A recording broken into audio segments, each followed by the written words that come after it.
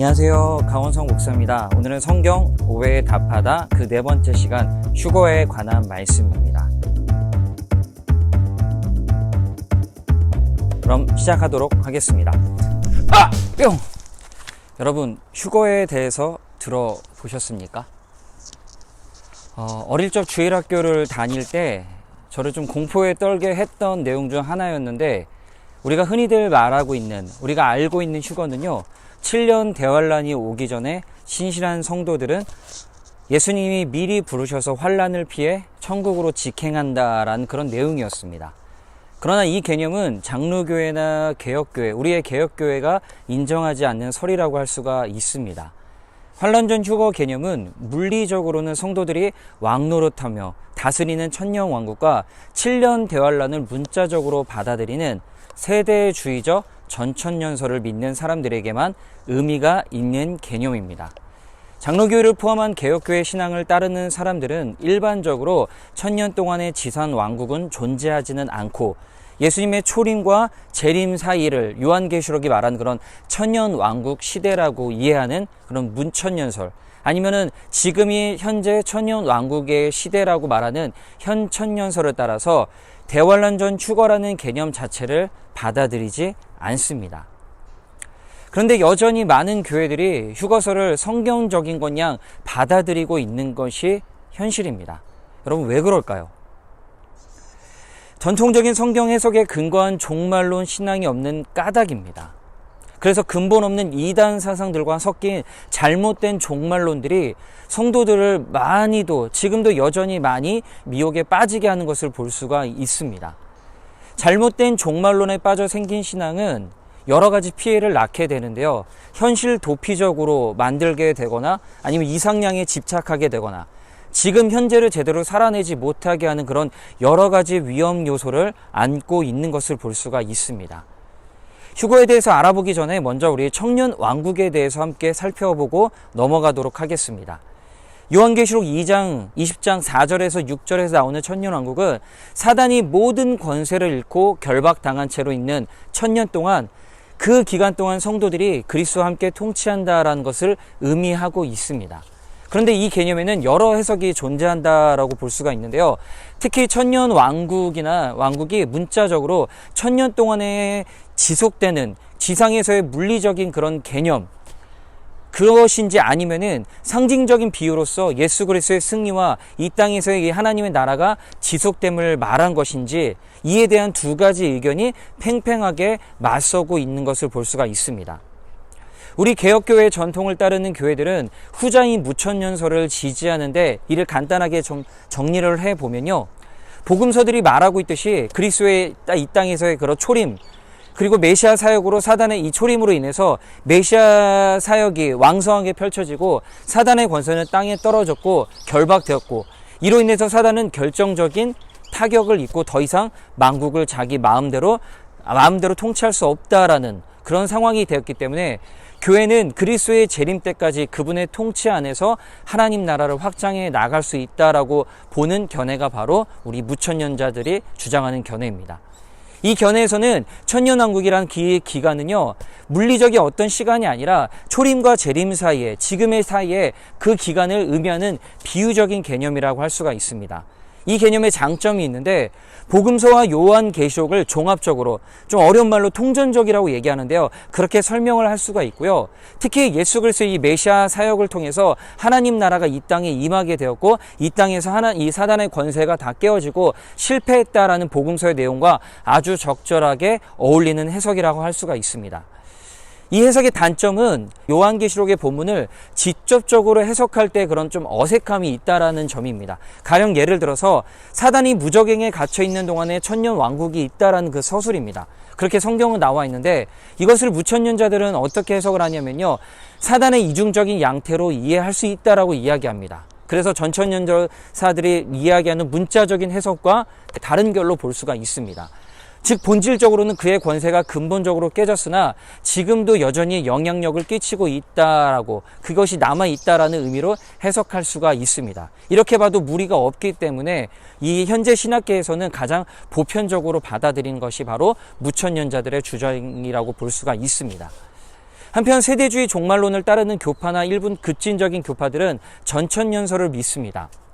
이 전천년설에도요, 두 가지로 나눌 수가 있는데, 지금도 여러 가지 한국 교회에 안 좋은 영향을 끼치는 게 그 중에 한 가지 세대주의적인 전천년설이라고 할 수가 있습니다.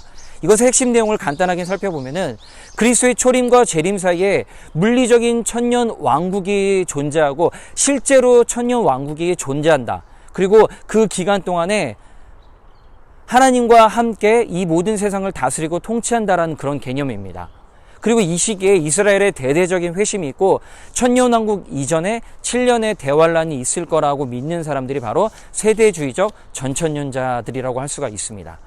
천년왕국에 참여할 수 있는 성도들은 7년 대환란 전에 휴거된 성도들과 휴거되지는 못했지만 대환란 기간 동안에 핍박과 고난을 끝까지 견뎌낸 성도들입니다. 그 후가 지나가면은 사단이 교회의 최후의 전쟁을 걸어오고 사단의 패배로 전쟁이 끝나면은 악인의 부활과 대심판 후에 새하늘과 새 땅이 열린다라는 것이 바로 이들의 의견입니다.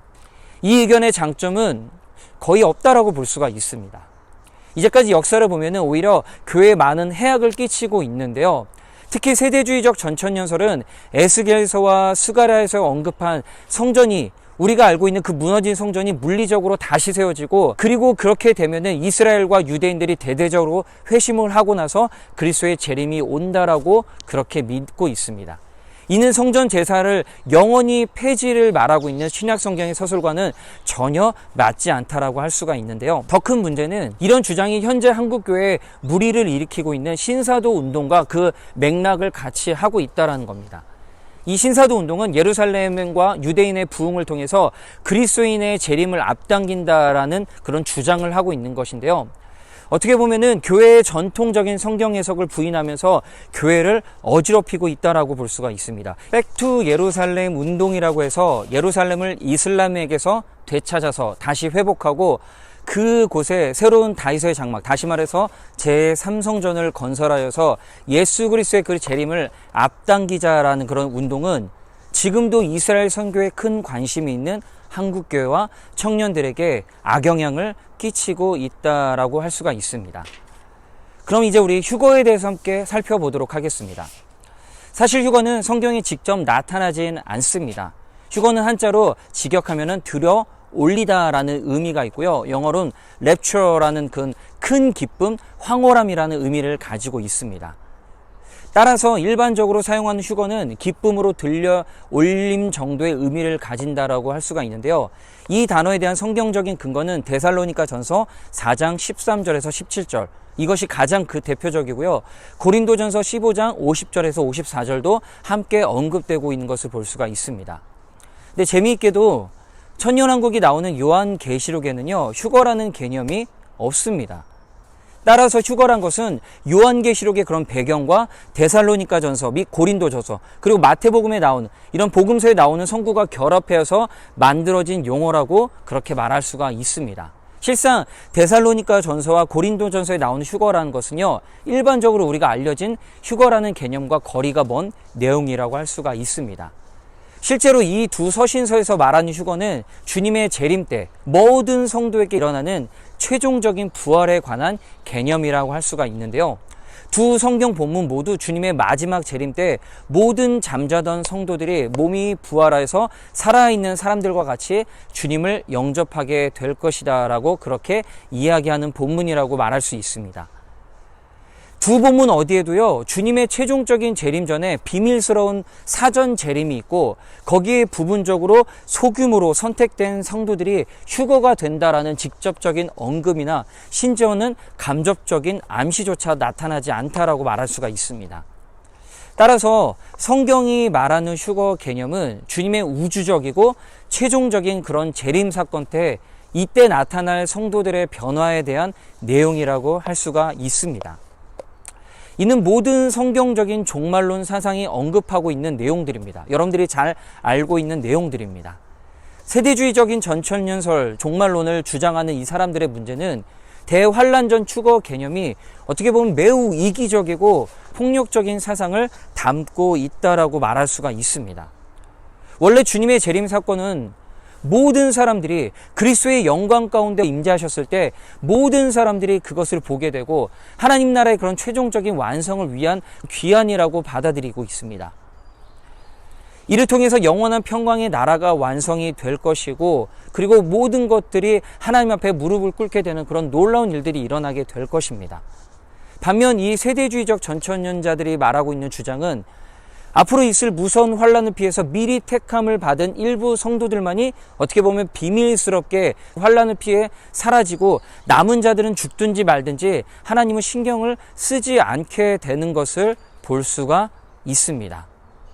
그리고 그 환란이 끝나면 또 슬그머니 나타나서 그동안 기독교를 핍박했던 자들을 짓밟고 복수하면서 그들을 통치합니다. 이런 천년왕국은 구약과 신약이 공통적으로 묘사하는 하나님 나라와는 거리가 먼 개념입니다. 여러분, 다시 정리하면은 성경이 말하는 휴거는 부분적이거나 선별적인 것 혹은 비밀스러운 것이 아니라 주님의 재림 때에 전 지구적으로 나타나는 즉각적이고 예외가 없는 최종적인 부활에 관한 설명입니다.